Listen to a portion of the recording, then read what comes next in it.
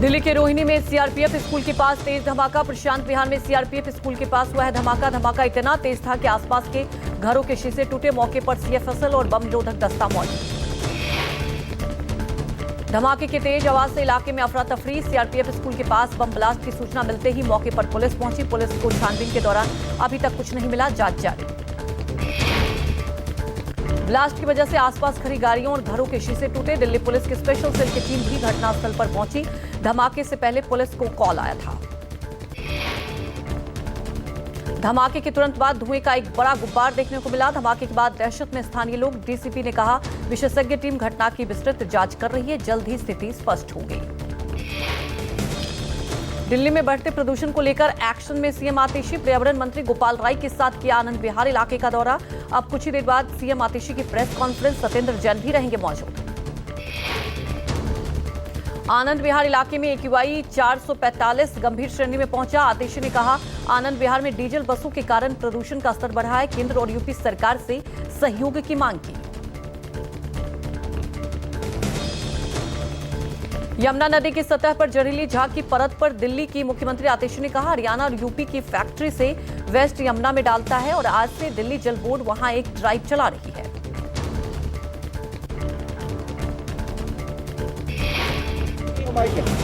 जो सारे dust control measures हैं उनकी सच्चाई है कि हरियाणा अपना अनट्रीटेड एफ्लुएंट यमुना में डालता है, यूपी अपना अनट्रीटेड एफ्लुएंट इस समय यमुना में डालता है। तो आज से दिल्ली जल बोर्ड एक प्रॉपर ड्राइव वहां पे चला रहा है।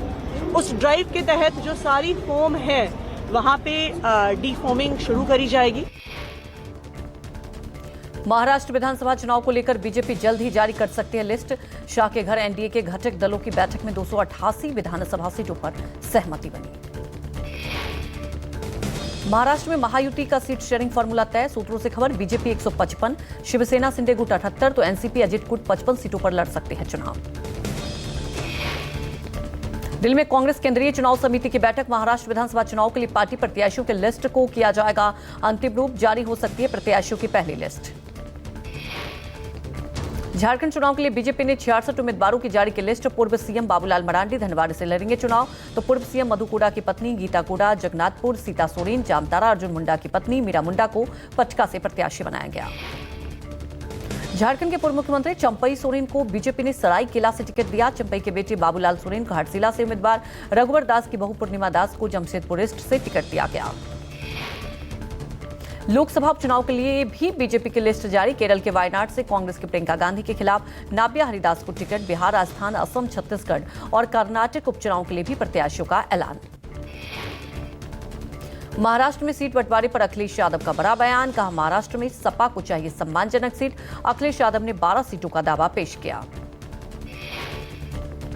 महाविकास अघाड़ी में सीट शेयरिंग को लेकर रस्साकसी जारी। सूत्रों से खबर, देर रात तक चली बैठक में सीट बंटवारे को लेकर बनी सहमति। जल्दी प्रेस कॉन्फ्रेंस कर महाविकास अघाड़ी करेगी ऐलान। एनसीपी शरद चंद्र पवार पार्टी के उम्मीदवारों की पहली लिस्ट जल्द हो सकती है जारी। सूत्रों के मुताबिक एनसीपी शरद पवार गुट का 40 से अधिक उम्मीदवारों को जा चुका है फोन। झारखंड में जेएमएम और कांग्रेस के बीच सीट शेयरिंग लगभग तय। 81 सीटों में से 70 सीट दोनों पार्टियों ने आपस में बांटी है और 11 सीटें आरजेडी सहित अन्य इंडिया गठबंधन दलों के लिए छोड़ी गई। झारखंड में सीट शेयरिंग पर आरजेडी नेता मनोज झा का बड़ा बयान। बोले, 2 मिनट नूडल्स की तरफ फैसले नहीं लिए जाते। सीट शेयरिंग पर एक तरफा फैसला लिया गया। कई जिलों में हम बहुत ताकतवर। बिहार में 4 सीटों पर होने वाले उपचुनाव को लेकर एनडीए में बंटवारा फाइनल। बीजेपी 2, जेडीयू 1, हम 1 सीट पर उतारेगी प्रत्याशी। बीजेपी ने रामगढ़ से अशोक कुमार सिंह और तरारी से विशाल प्रशांत को उम्मीदवार बनाया।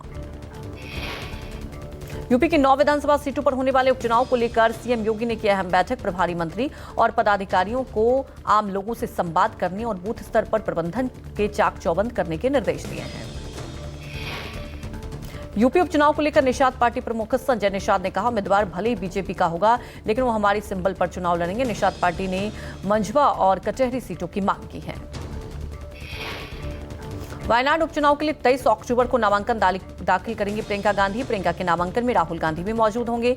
वायनाड में 13 नवंबर को होगी वोटिंग।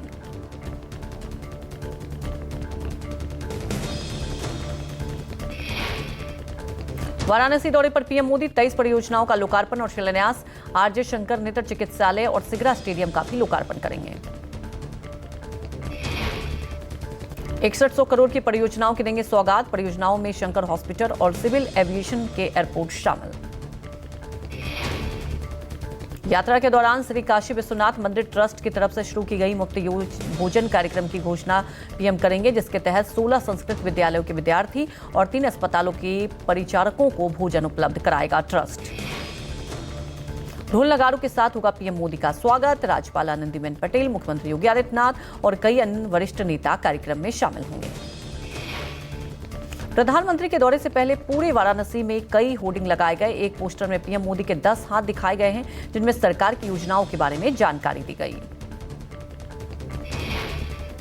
महाराष्ट्र की राजनीति में आज का दिन सबसे अहम। मनोज जारंगी पाटिल महाराष्ट्र विधानसभा चुनाव को लेकर अपना फैसला लेंगे। शाम 4 बजे मराठा समाज की बैठक के बाद फैसला लेंगे। विधानसभा चुनाव में मराठा, मुस्लिम, दलित, धनगर समाज के उम्मीदवारों का समर्थन कर सकते हैं जारंगी। बीजेपी के 113 उम्मीदवारों को गिराने का पहले ही घोषणा कर चुके हैं जारंगी। नवाब मलिक की संभावित उम्मीदवारों पर बीजेपी और एनसीपी में तनाव। नवाब मलिक की संभावित उम्मीदवारों को लेकर बीजेपी और अजित पवार गुट के नेता आमने सामने। बीजेपी ने नवाब मलिक को विधानसभा चुनाव में उम्मीदवार बनाने का विरोध किया। आशीष सेलार ने कहा कि दाऊद से जुड़े किसी व्यक्ति को टिकट देना बीजेपी को स्वीकार नहीं है। डिप्टी सीएम फडणवीस ने नवाब मलिक पर अंडरवर्ल्ड डॉन दाऊद से जुड़े जमीन मामले में आरोप लगाया था और इसके बाद ईडी की कार्रवाई हुई और मलिक 15 महीने तक जेल में रहे थे। मुस्लिम पर्सनल लॉ बोर्ड के प्रवक्ता मौलाना सज्जाद नोमानी ने मराठा नेता मनोज जारंगी पाटिल से मुलाकात की। दोनों के बीच करीब 2 घंटे तक बैठक हुई। संभाजीनगर के एक होटल में मुलाकात हुई। बैठक में महाराष्ट्र विधानसभा चुनाव और आरक्षण के मुद्दे पर विस्तार से हुई चर्चा। मुलाकात के दौरान चर्चा हुई कि गरीबों के न्याय के लिए सभी को एक साथ आना होगा। कांग्रेस नेता राहुल गांधी ने शनिवार को रांची में संविधान सम्मान रैली को संबोधित किया। लोकसभा में नेता प्रतिपक्ष राहुल का सीएम हेमंत सोरेन ने मंच पर गर्मजोशी से स्वागत किया। रांची से राहुल गांधी ने बीजेपी पर निशाना साधा। राहुल गांधी ने कहा, बीजेपी वाले आदिवासियों को वनवासी कहते हैं। आदिवासी का मतलब जो सबसे पहले मालिक थे, जबकि वनवासी का मतलब जो जंगल में रहते हैं। जम्मू कश्मीर के एलजी मनोज सिन्हा ने पूर्ण राज्य का दर्जा बहाल करने संबंधी कैबिनेट के अनुरोध को मंजूरी दी। उमर अब्दुल्ला कैबिनेट की गुरुवार को हुई पहली बैठक में पूर्ण राज्य का दर्जा संबंधी प्रस्ताव को मंजूरी दी गई थी। महाराष्ट्र के एनसीपी नेता बाबा सिद्दीकी की हत्या के बाद उनके बेटे जिशान सिद्दीकी ने व्यक्त की भावना। जिशान ने एक्स पर पोस्ट कर लिखा, बुजदिल डराया करते हैं, अक्सर दिलीर को धोखे से मार देते हैं, गीदड़ भी शेर को। अपने 10 दिवसीय मथुरा प्रवास पर शनिवार को पहुंचे संघ प्रमुख मोहन भागवत आज परमख स्थित दीनदयाल विज्ञान अनुसंधान एवं प्रशिक्षण केंद्र में स्वयंसेवकों को संबोधित करेंगे। 25 से 26 अक्टूबर को संघ कार्यकारी मंडल की बैठक होगी।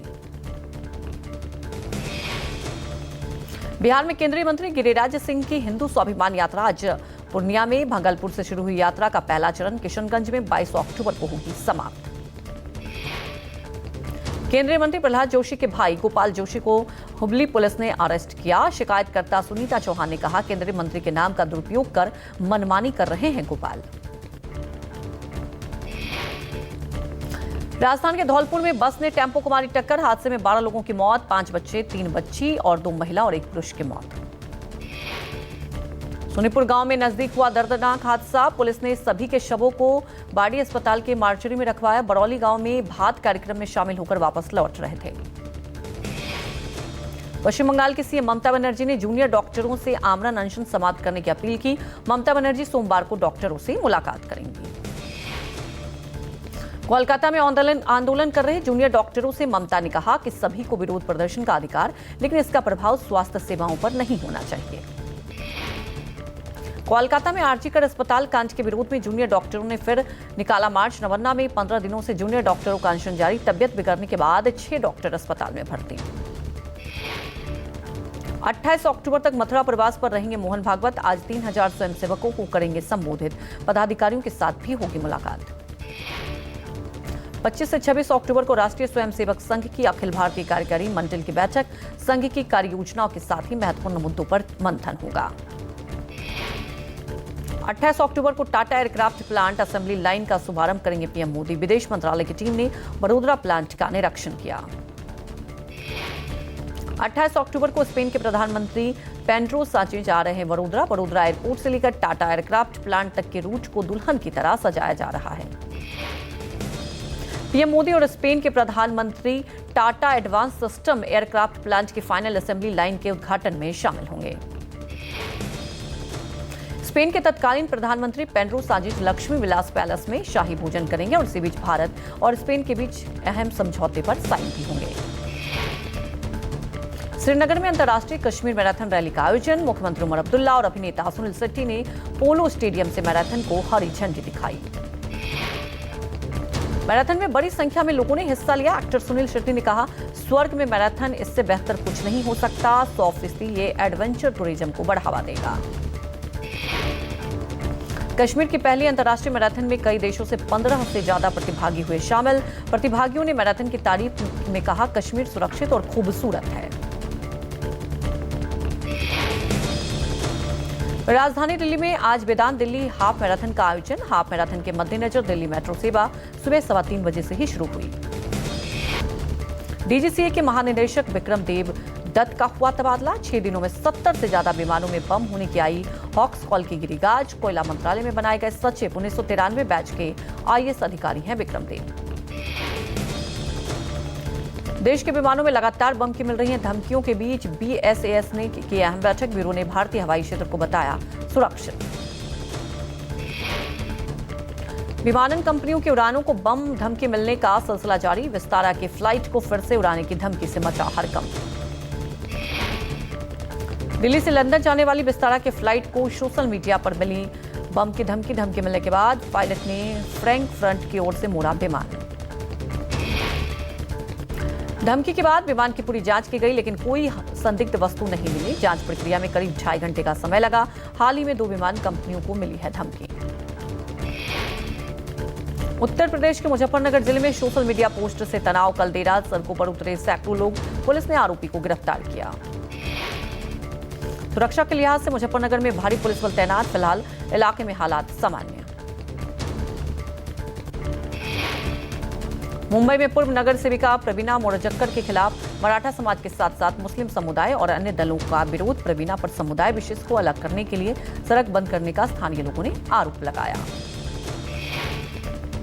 उत्तर प्रदेश गन्ने के पत्तों और पराली से बायोमास ब्रिकेट्स फ्यूल हो रहा है तैयार। हापुड़ की एक फैक्ट्री में बायोमास ब्रिकेट्स बनाने का काम तेजी से जारी है। अयोध्या में दीपोत्सव के घाटों को तैयार किया जा रहा है। 55 घाटों पर दीपोत्सव के लिए जलाए जाएंगे लाखों दीप।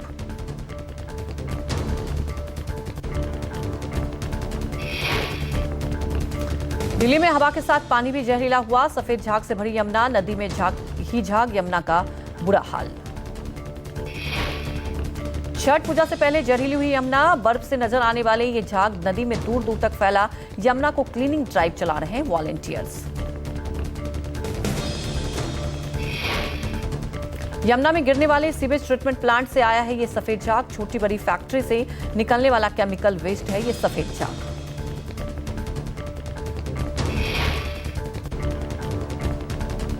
साफ है। ये देश की राजधानी दिल्ली का ग्राफ है, जिसके एयर क्वालिटी इंडेक्स पर आंकड़ा 350 से पार ही रहता है।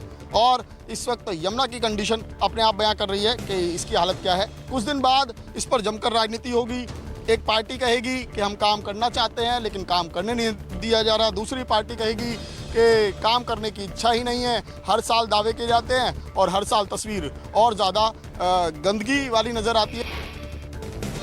बिहार की राजधानी पटना में शराब माफियाओं को पकड़ने गई पुलिस टीम पर हमला। पटना के मरीन ड्राइव की घटना। दीघा थाना क्षेत्र में छापेमारी के दौरान हमले में कई पुलिसकर्मी घायल, कई गाड़ियों के शीशे भी तोड़े। बिहार में जहरीली शराब से मरने वालों का आंकड़ा 58 तक पहुंचा। सबसे ज्यादा सीवान में 41 लोगों की मौत, सारण में 15 लोगों की गई जान और 8 में से मुख्य आरोपी सहित 5 नामजद आरोपी गिरफ्तार। अमृतसर के हरमिंदर साहिब को गुरु रामदास जी के गुरुपर्व पर दीपमाला से सजाया गया। इस दौरान श्रद्धालुओं ने आतिशबाजी भी की। हिमाचल प्रदेश के विश्व प्रसिद्ध दशहरे मेले के तहत शनिवार को लंका दहन या रथ यात्रा निकाली गई। रथ यात्रा में हजारों की संख्या में श्रद्धालु शामिल हुए। कर्नाटक के सिद्धकट्टे में भैंस दौड़ का आयोजन किया गया। कंबाला के तटीय जिलों पर हर साल इस पारंपरिक दौड़ का आयोजन किया जाता है।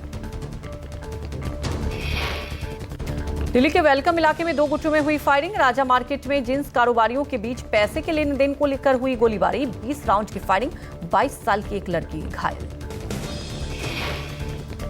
गैंगस्टर लॉरेंस बिश्नोई के नाम पर पुणे के ज्वेलरी शॉप मालिक को धमकी, ईमेल भेजकर मांगी 15 करोड़ की रंगदारी। ज्वेलर्स ने दर्ज कराई शिकायत। जम्मू कश्मीर पुलिस को मिली बड़ी कामयाबी। पुंछ से जेकेजेएफ के 2 आतंकी गिरफ्तार। भारी मात्रा में गोला बारूद बरामद। पुलिस के मुताबिक पाकिस्तानी हैंडलर के संपर्क में थे आतंकी। दिल्ली से लंदन जाने वाली विस्तारा के फ्लाइट को सोशल मीडिया पर धमकी मिली थी। फ्रैंकफर्ट की ओर से मोड़ा गया था विमान। जांच में झूठी निकली खबर। इजरायली पीएम नेतन्याहू के आवास पर हमले का बदला पूरा। आईटीएफ ने स्थानीय हिजबुल्लाह कमांडर नासिर राशिद को ढेर किया। इजरायल के प्रधानमंत्री नेतन्याहू के आवास पर ड्रोन अटैक के बाद बोले नेतन्याहू, युद्ध जीतने से हमें कोई रोक नहीं सकता।